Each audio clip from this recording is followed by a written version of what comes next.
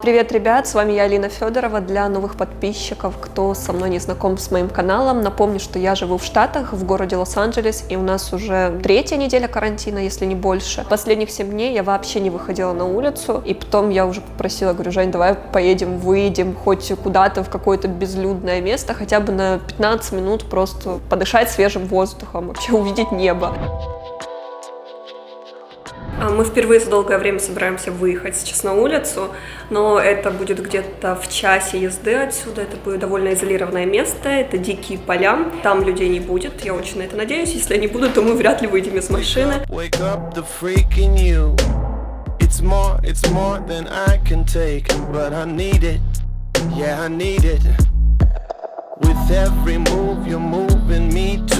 Ехать сейчас приятно, потому что фривей абсолютно пусты, машин вообще очень мало по сравнению с тем, как обычно. Единственное, мы немножко волнуемся, что дождь может начаться, потому что небо сейчас такое в тучках, все серенькое, но надеюсь, все будет хорошо.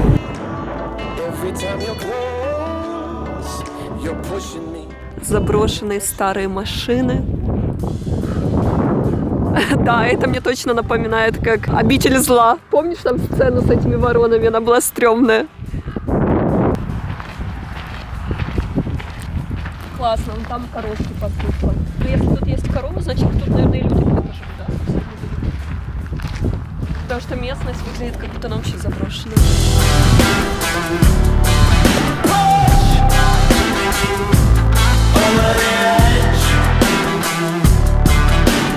Мы сделали пару фото на этом ранчо, но очень кинематографично выглядело.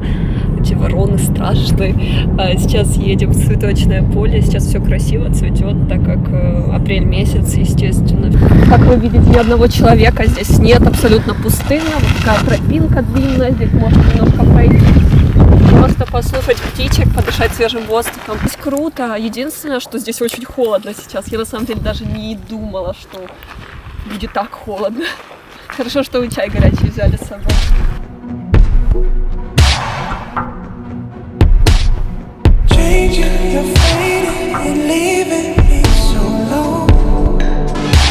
Правительство Америки просто влило какую-то огромнейшую цифру и в экономику, и в том, чтобы предоставить людям помощь, систему здравоохранения, приобщило Нацгвардию. Надеюсь, что мы выйдем с этой ситуации с наименьшими потерями, посмотрим, как оно будет двигаться дальше. То, что происходит в странах СНГ, в Европе, это вообще чудовищно. То, что мне вот, например, рассказывала мама. Происходит такая ситуация. Сейчас у нее знакомая работает в аптеке. К ней приходит женщина, просит лекарства, там покупает и рассказывает ситуацию. Муж и ребенок лежат с температурой 40. Они звонят в скорую, им отвечают: у нас нет средств защиты, мы не приедем.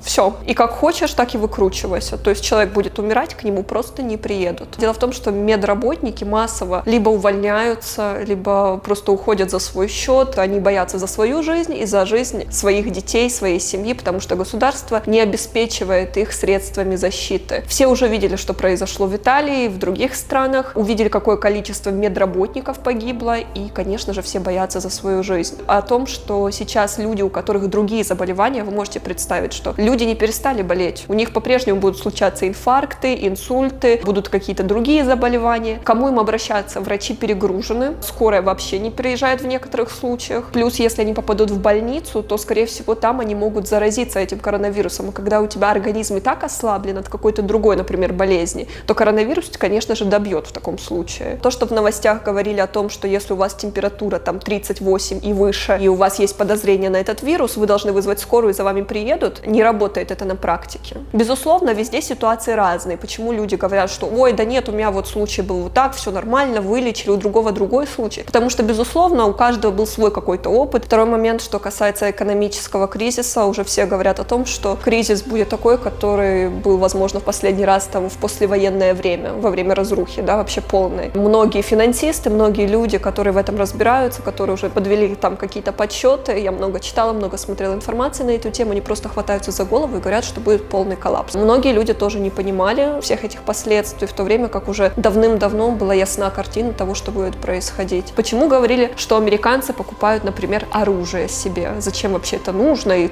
все такие: о боже, они чокнутые, паникеры и так далее. Люди более дальновидные, они переживают за свое будущее. Сейчас объясню ситуацию. Например, в Америке будет очень сильный экономический кризис, да, как и везде. И сейчас огромное количество людей лишаются и будут лишаться работы. Будет реальная нищета. Правительство, конечно же, сейчас вливает огромные финансы для того, чтобы хоть как-то вытянуть эту ситуацию. Дают какие-то пособия, замораживают, например, кредитные ставки. Здесь у нас в Калифорнии можно в течение 6 месяцев не платить арендную плату за квартиру. То есть тебя не имеют права ни выгнать и не имеют права тебе дать никакой штраф. Но ты должен будешь потом заплатить эти деньги. Здесь у нас в Калифорнии огромное количество эмигрантов, нелегалов, которым, естественно, никакого пособия никто не будет платить, и они тоже лишаются своих работ. Например, у нас здесь очень много мексиканцев. У них там по 5 детей. И тут они все будут массово лишаться работ. У них денег не будет. То есть вы понимаете, что могут быть различные грабежи, убийства. То есть преступность может вырасти. И, конечно, люди просто опасаются. Вот, например, есть у тебя частный дом, ты там сидишь на своем карантине, да, человек, например, более-менее обеспеченный. Но, естественно, он уже боится за свою безопасность, потому что если начнутся какие-то массовые беспорядки на улицах, если будет вероятность того, что к нему в дом кто-то ворвется и будет с оружием угрожать его семье, он хочет иметь дома оружие, чтобы иметь возможность защитить себя. И, конечно же, многие американцы думают об этом, потому что это то, с чем реально мы можем столкнуться. Что касается нашей семьи и карантина, конечно же, мы себя по максимуму постарались обезопасить, мы стараемся лишний раз вообще не выходить, не высовываться на улицу, сидим дома. И, конечно же, я смотрю новости, хочу понимать, что происходит, хотя это очень угнетает, когда ты регулярно смотришь, оно прям засасывает каждый день, тебе хочется посмотреть, как там ситуация в той стране, когда ты начинаешь это все вникать, у тебя просто голова пухнет. Поэтому я говорю себе стоп и стараюсь фокусироваться на своей работе, на создании какого-то контента, полезного контента. Помимо этого я еще записываю какие-то домашние влоги, то есть кусочки моей повседневной жизни, чем я занимаюсь дома на карантине. Поэтому сейчас покажу, как проходят мои будни. Сегодня у меня день проходит очень продуктивно, я подготовила очень крутое видео для YouTube, и сейчас вот сделаю еще тренировку, и, можно сказать, день удался. Я сейчас на карантине занимаюсь еще больше, еще, скажем, регулярнее, чем обычно, потому что у меня хватает времени на это. Мой вам совет: не упускайте возможность, пока карантин, пока вы сидите дома, вы можете заниматься своим телом, чтобы потом, когда у нас будет возможность, мы могли пойти куда-нибудь в свет, на свидание, погулять, либо поехать на курорт, и чтобы мы были в самой прекрасной, идеальной своей форме, а не наоборот, чтобы мы разъелись как тюлени во время карантина, а потом еще разгребали последствия этого всего там следующий год. Знаете, вот эта вот рутина, особенно когда ты дома, это засасывает. Холодильник, телевизор,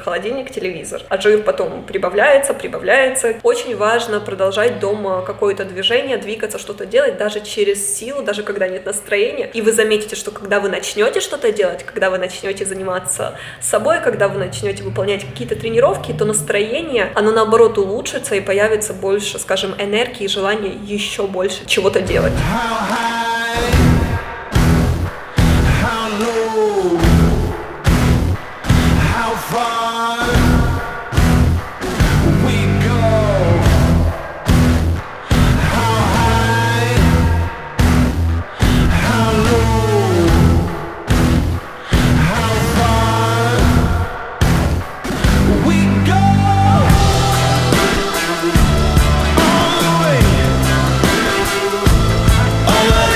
Меня очень смущают мои ногти. Через 2 недели они у меня уже будут закручиваться, поэтому я не знаю, что с этим делать. Буду, наверное, сама как-то снимать этот шелак, обрезать. Не знаю, я уже думала над тем, что нужно заказать себе какой-то наборчик там, для маникюра, может быть, там какую-то штуковину, которая снимает шелак. Я никогда этим не занималась, вообще в это не вникала, но сейчас я чувствую, что мне это понадобится, потому что, скажем, на маникюр я ходить точно не собираюсь. Я, конечно, сомневаюсь, что они вообще работают, но даже если кто-то и работает, как бы я уж точно так рисковать не буду ради каких-то бьюти-процедур. Привет, ребята! У нас сегодня 12-й день карантина, и я вам расскажу о сегодняшних новостях, что я делала. Во-первых, я пыталась сделать контент для Инстаграма. Знаете, есть категория девушек, которые любят сами себя фотографировать, то есть они делают либо селфи, либо фотографии в зеркало, и есть категория девушек, которые не любят это делать, которые любят, чтобы их кто-то фотографировал. Но я все-таки, наверное, отношусь к тем, кто не любит делать селфи. Если вы заметили, большинство фотографий в моем Инстаграме все-таки это какие-то профессиональные фотосессии, где меня фотографируют фотографии фотографы. А сейчас настала эра селфи.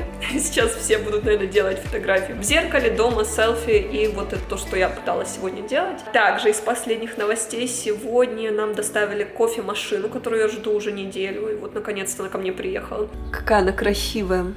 Я не знаю, что это за бренд. Мы смотрели на Амазоне все по отзывам. Это никакая не реклама. Еще вот я недавно осознала, что мы не можем заказывать сервис клининга. И теперь нам нужно как-то выходить из этой ситуации и делать генеральную уборку самостоятельно. Я всегда убиралась по верхам, естественно, там где-то. Но что касается генеральной уборки, это всегда приезжал сервис с профессиональной техникой. Они все тут идеально вымывали, вычищали. Нужно какой-то мощный профессиональный пылесос купить. И я вот слышала, что у Дайсона есть какой-то, Женя увидел там на Амазоне супер крутой пылесос, и вот мы сейчас хотим попробовать. Здесь у меня жарятся грибы с луком, здесь варится картофель, также я приготовила вот такой овощной салат.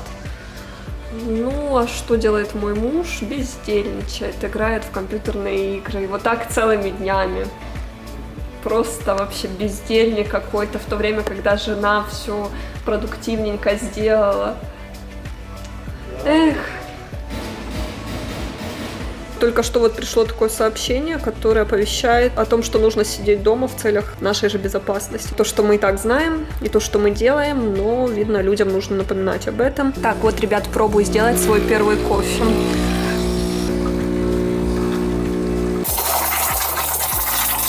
Кофе, ребят, получилось реально очень вкусное. Сейчас будем смотреть с Женей фильм. Классный. Как он называется, Женя? В общем, крутой фильм с этой актрисой, которая снималась... Где она снималась? В Джокере, да? Харли Квинн. Блин, реально классная героиня, у нее вообще крутой персонаж. It was time for Gotham to meet the new Harley Quinn. So I really put myself out there. Я сегодня проснулась рано, я записала для вас свою утреннюю зарядку, потому что это как никогда актуально, плюс многие меня просили насчет зарядки, спрашивали, поэтому я сейчас быстренько смонтирую это видео, и скоро оно уже будет на YouTube-канале. Сегодня я еще хочу сделать онлайн-шоппинг, у меня закончились кое-какие маски для лица, какие-то уходовые средства, хочу что-то купить. Также сегодня уже не спецзадание, ему нужно съездить за продуктами, потому что уже прошло 3 недели с тех пор, как он ездил. В принципе, у нас еще продукты остались, но закончились, знаете, там овощи, фрукты, то есть это то, что заканчивается в первую очередь, поэтому такое нужно докупить там. В общем, да, сейчас ездить в магазин — это реально целая история, нужно быть очень аккуратным. Карантин у нас, кстати, продлили до конца апреля, но я не удивлюсь, если его продлят, наверное, до начала июня, так это точно. Покажу, ребят, вам свое рабочее место. Здесь у меня стоит мой ноутбук, вот на линейке выставлены все уже кадры, это то, что мы сегодня отсняли. Сейчас все это мне предстоит делать. Капучино, который сделала моя новая машинка. Смотрите, наконец-то мне пришла моя доставка, это мои маски. Я в этот раз заказала очень много, чтобы было. И для увлажнения кожи, очищающие, освежающие, в общем, чего тут только нет. Я думаю, что возьму вот это.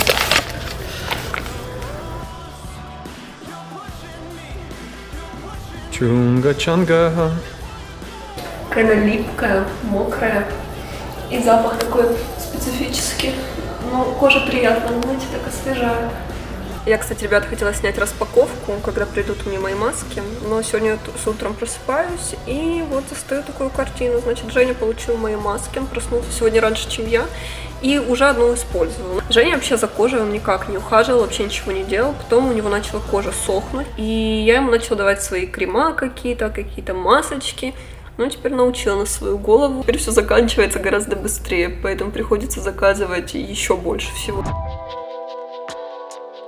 Мы смотрели очень крутое видео одного врача американского, который объяснял, сколько и где, на каких поверхностях хранится вирус, и как важно дезинфицировать все продукты, которые вы покупаете. Важно мыть даже овощи, фрукты. Все это нужно мыть в мыльной воде. Все нужно протирать, убирать упаковки, также мыть руки, дезинфицировать. Сейчас все упаковки протираю дезинфицирующей салфеткой. Такая она термоядерная, она убивает все микробы. У меня, кстати, немного их осталось, поэтому стараемся экономнее. Все, что можно, мы пересыпаем в сутки. Вот, овощи, фрукты мы все перемываем в мыле, потом споласкиваем, все это и тоже по суткам. Фух, в общем, много времени заняло, чтобы все это разложить, все это поубирать на кухне. Очень много у нас продуктов. Также мы сегодня думали сделать такой праздничный ужин, вечер, заказать еду из ресторана и отпраздновать выход приложения Wispens, потому что мы так долго к этому шли, и вот как раз вчера это наконец-то произошло, мы запустили приложение, поэтому решили отметить таким образом. Найдем какой-то классный фильм или сериал и будем кушать вкусную еду.